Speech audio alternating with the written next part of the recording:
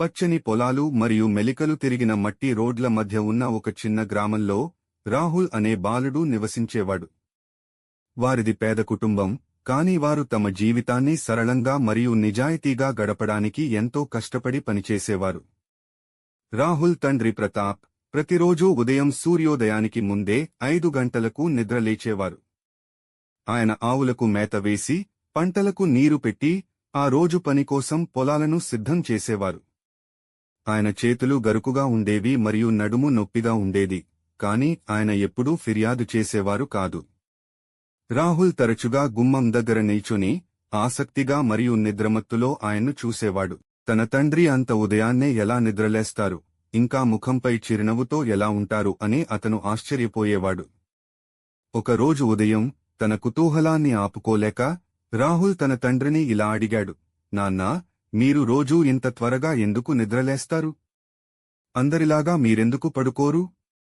ప్రతాప్ పొలాలను తాకుతున్న తొలి సూర్యకిరణాల వైపు చూస్తూ మృదువుగా ఇలా అన్నారు, రాహుల్, ఈ ప్రపంచం ఎవరికోసమో ఆగదు. ఇతరులు నిద్రలేచి పనిచేస్తున్నప్పుడు మనం ఇంకా నిద్రపోతూ ఉంటే, మనం ఎప్పుడూ వెనుకబడిపోతాము. త్వరగా నిద్రలేవడం అనేది కేవలం పని కోసం కాదు, అది నీ మనసును దృఢంగా మరియు సిద్ధంగా ఉంచే ఒక అలవాటు. రాహుల్ తల ఊపాడు, కాని అతనికి ఆ మాటలు పూర్తిగా అర్థం కాలేదు. మరుసటి రోజు అతను తన తండ్రితో పాటు పొలాలకు వెళ్లాడు. చల్లని ఉదయం గాలి అతని ముఖానికి బలంగా తాకుతోంది, అతని శరీరం దుప్పటి కింద వెచ్చగా ఉండాలని కోరుకుంది. అతను నీళ్లు మోశాడు, కలుపు మొక్కలు తీశాడు మరియు ఆవులకు మేత వేయడంలో సహాయం చేశాడు. కాని అతనికి గడుస్తున్న ప్రతీక్షణం ఎంతో భారంగా మరియు అలసటగా అనిపించింది. ఒకానొక సమయంలో అతను పొలం గట్టున అలసిపోయి కూర్చుని, అంత ఉదయాన్నే లేవడం నిజంగా అవసరమా అని ఆలోచించాడు.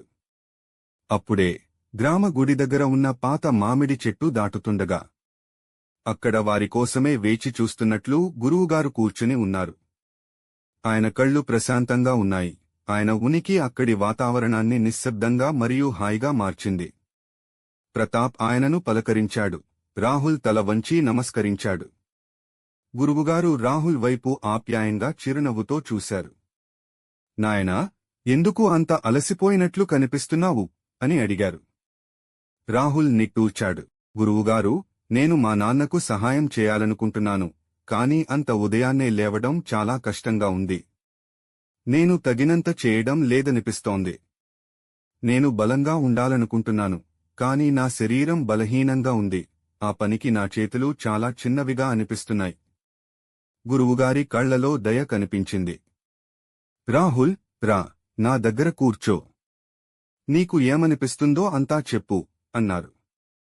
రాహుల్ తన చేతులు రుద్దుకుంటూ గడ్డిమీద కూర్చున్నాడు. గురువుగారు, నేను మా నాన్నలా ఉండాలనుకుంటున్నాను. ఆయన సూర్యోదయానికి ముందు నేను అలసిపోయాను, నాకు నేను చాలా చిన్నవాడిని అనే భావన కలుగుతోంది. కొన్నిసార్లు నేను ఎప్పటికీ ఆయనలా కాలేనని అనిపిస్తుంది. గురువుగారు నెమ్మదిగా తల ఊపారు. నీ తండ్రి ఎందుకు అంత కష్టపడి పనిచేస్తారో నీకు తెలుసా అని ఆయన అడిగారు. అది కేవలం పంటల కోసమో, ఆవుల కోసమో కాదు. ఆయన సమయాన్ని గౌరవిస్తారు కాబట్టి కష్టపడతారు. జీవితం మనకు అదనపు గంటలు ఇవ్వదని ఆయనకు తెలుసు. మాటల్లో చెప్పకుండానే నీకు అదే పాఠం నేర్పించాలనుకుంటున్నారు. నీ తండ్రి నీకు కేవలం పనిని మాత్రమే కాదు, ఒక ఆదర్శాన్ని ఇచ్చారు. రాహుల్ తన చేతుల వంక చూసుకున్నాడు. కాని గురువుగారు, నేను నిద్రలేవడానికి ప్రయత్నిస్తాను, పని చేయడానికి ప్రయత్నిస్తాను, అయినా కొన్నిసార్లు విఫలమవుతాను. నా చేతులు అలసిపోతాయి, కాళ్లు నొప్పులు పుడతాయి, కొన్నిసార్లు వదిలేయాలనిపిస్తుంది. నేను ఆయనలా ఎలా మారగలను? గురువుగారు రాహుల్ దగ్గరకు వంగారు. రాహుల్ శ్రద్ధగా విన్నాడు. బలంగా ఉండటమంటే కేవలం శారీరక బలం మాత్రమే కాదు. బలం అనేది నీ హృదయానికి, నీ మనసుకి సంబంధించినది. శరీరం నెమ్మదిగా నేర్చుకుంటుంది, మనసు వేగంగా నేర్చుకుంటుంది, కాని అది ప్రశాంతంగా ఉన్నప్పుడు మాత్రమే. అందుకే తెల్లవారుజాము సమయం చాలా ప్రత్యేకమైనది. ఉదయం 5 గంటలకు ప్రపంచం నిద్రపోతూ ఉంటుంది. పక్షులు ఇంకా పాటలు మొదలుపెట్టవు, మనసు ప్రశాంతంగా ఉంటుంది. ఈ నిశ్శబ్ద సమయంలో నిన్ను నువ్వు తీర్చిదిద్దుకుంటే, చిన్న ప్రయత్నం కూడా శక్తివంతంగా మారుతుంది. అర్థమైందా రాహుల్? రాహుల్ నెమ్మదిగా తల ఊపాడు. అంటే ఇప్పుడు కష్టంగా ఉన్నా ఉదయాన్నే లేవడం వల్ల నేను మరింత బలవంతుడిని అవుతానన్నమాట. గురువుగారు నవ్వారు. అవును, ప్రపంచం కంటే ముందు నువ్వు నిద్రలేచిన ప్రతి ఉదయం నువ్వు కేవలం గంటలను మాత్రమే గెలవవు. నువ్వు సహనాన్ని, ధైర్యాన్ని పొందుతావు. ఇతరులు చేయలేని పనిని చేసే శక్తిని నువ్వు సంపాదిస్తావు. నెమ్మదిగా నీ చేతులు బలపడతాయి, నీ శరీరం దృఢంగా మారుతుంది, నీ గుండె ధైర్యంగా మారుతుంది. కానీ ఇదంతా ఇక్కడే మొదలవుతుంది అంటూ ఆయన రాహుల్ ఛాతీని తట్టారు. నీ లోపల కష్టంగా ఉన్నా సరే ప్రతిరోజూ నిద్రలేచి పనిచేయాలని నువ్వే నిర్ణయించుకోవాలి. రాహుల్ తన గుండెలో ఏదో వెచ్చని అనుభూతిని పొందాడు. నాకు అర్థమైంది గురువుగారు, కాని నేను బలహీనంగా ఉన్నప్పుడు ఎలా ముందుకు సాగాలి? గురువుగారి కళ్ళు మెరిశాయి. నువ్వు ఎందుకు మొదలుపెట్టావో గుర్తుచేసుకుని ముందుకు సాగు. నీ తండ్రి నీకు ఆదర్శంగా నిలిచారని, నీ గ్రామం నీపై ఆధారపడి ఉందని గుర్తుంచుకుని ముందుకు సాగు. నువ్వు ఆగిపోతే జీవితం నిన్ను పరీక్షిస్తుంది కాబట్టి ముందుకు సాగు. నువ్వు అలా సాగిపోతుంటే నువ్వు మాట్లాడక ముందే ప్రపంచం నీ మౌన బలాన్ని గుర్తిస్తుంది.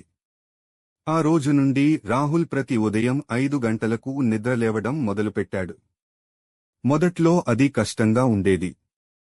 అతని ఒళ్ళు నొప్పులు పుట్టేది, చేతులు మంటెత్తేవి, తరచుగా నిద్రపోవాలని. కాని రాహుల్ ఆ గురువుగారి గడియారాన్ని, తన తండ్రి నిశ్శబ్ద శ్రమను గుర్తుచేసుకున్నాడు. మెల్లగా అతను బలపడ్డాడు. ఎటువంటి ఫిర్యాదు లేకుండా తన తండ్రికి సాయం చేయడం మొదలుపెట్టాడు. అతని చేతులు రాటుదేలాయి, వీపు దృఢంగా మారింది, మనసు ప్రశాంతంగా మరియు ఏకాగ్రతతో నిండింది. ప్రతిరోజూ ఉదయం పొలం పని ముగిశాక రాహుల్ మామిడి చెట్టు కింద గురువుగారితో కూర్చుని పుస్తకాలకు సంబంధం లేని పాఠాలను నేర్చుకునేవాడు. ఓర్పు గురించి, సమయం గురించి, జీవితం గురించి మరియు చిన్న చిన్న స్థిరమైన ప్రయత్నాలు ఎలా గొప్ప బలంగా మారతాయో తెలుసుకున్నాడు. సంవత్సరాలు గడిచాయి. రాహుల్ ఎత్తుగా, దృఢంగా మరియు మరింత ఆత్మవిశ్వాసంతో ఎదిగాడు. ఒకరోజు ఉదయం అతను పొలంలో నిలబడి సూర్యోదయాన్ని చూస్తుండగా అతని తండ్రి ప్రతాప్ అతని భుజంపై చేయి వేసి, నాకు నీ పట్ల చాలా గర్వంగా ఉంది రాహుల్. నువ్వు కేవలం పనినే కాదు, జీవితాన్ని కూడా నేర్చుకున్నావు అని మెల్లగా అన్నాడు. రాహుల్ చిరునవ్వు నవ్వి, దగ్గర్లో కూర్చుని ఆప్యాయంగా నవ్వుతున్న గురువుగారి వైపు చూశాడు. ఉదయం 5 గంటల శక్తి అనేది మాయాజాలం కాదని, అది కేవలం సూర్యుడికి సంబంధించిన విషయం కాదని అతనికి ఇప్పుడు అర్థమైంది.